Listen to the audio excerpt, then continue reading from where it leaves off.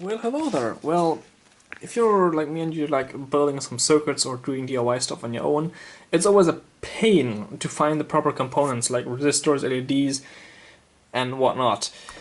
Mostly resistors because there are so freaking many of them, and yeah, having like drawers and everything to sort through is just... I absolutely hate it. Well, there's a simple solution you can actually do to get everything a bit more tidied up and how you can find stuff a lot easier, like resistors, LEDs, and whatever, let's say transistors too, or other small integrated circuits. Well, remember these? These are the plastic sheets that you can store playing cards in and keep them in a binder. Back when I was a child, a lot of kids in school actually had these to store their Yu-Gi-Oh cards in binders. I personally didn't because I just didn't find playing cards interesting ever and just found it really boring. But yeah, opinions vary. Well, how can these serve to organize a mess like finding components for DIY electronics? Well, I have a binder over there. It says electronic components. Let's get it over here. That's a fairly large and pretty thick binder, but it doesn't matter. Well, we have a small register in here, resistors going from certain values. I've ordered a huge kit of resistors online just so I can make this thing full again. I've got my LEDs down here and some just miscellaneous Arduino stuff that I often use, just so I have all these things that I often use in one big binder. Well, for the resistors, of course, everything of course also has these separators in here, 0 to 10 ohms.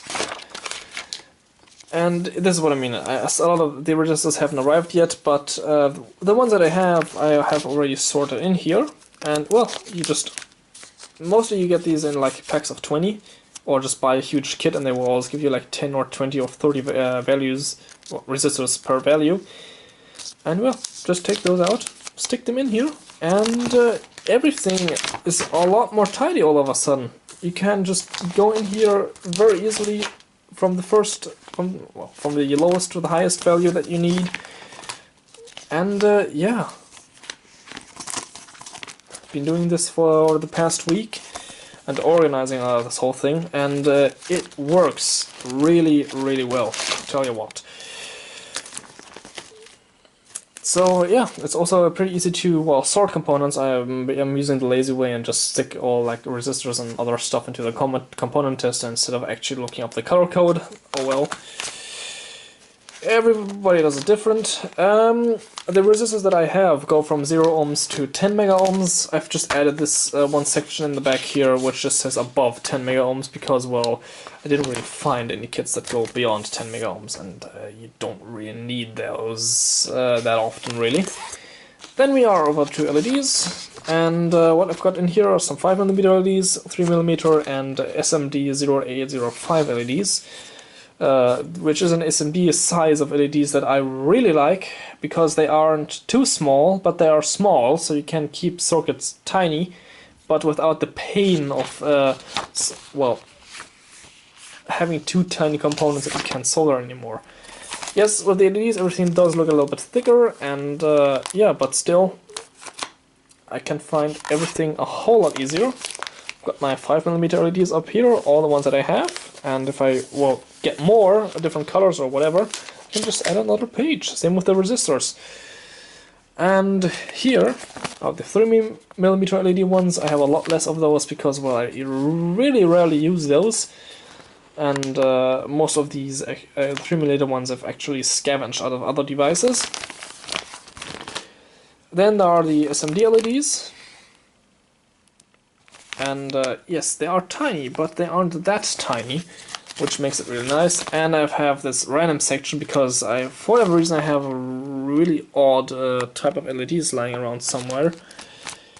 A very interesting cyany or very super bright but dark glue, some UV stuff, and these really weird LEDs that you have in some computers actually, where the computer, if it goes into standby, just switches the polarity of it, and it goes from green to yellow.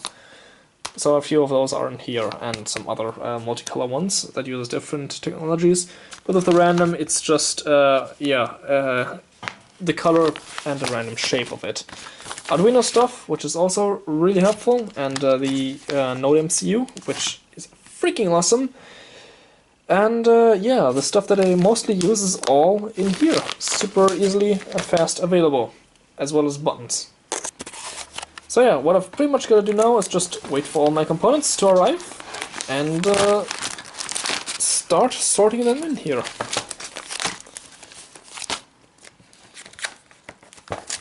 And the good thing is, the resistors don't actually fall out, because, well, the static electricity that's generated by all of these sheets of plastic actually holds them in. With resistors, static electricity is no problem.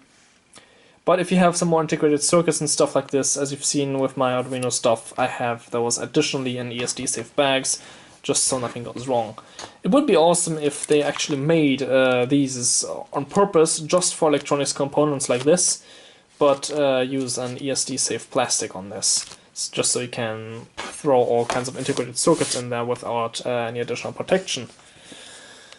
So yeah, that actually is a pretty nice way of storing stuff.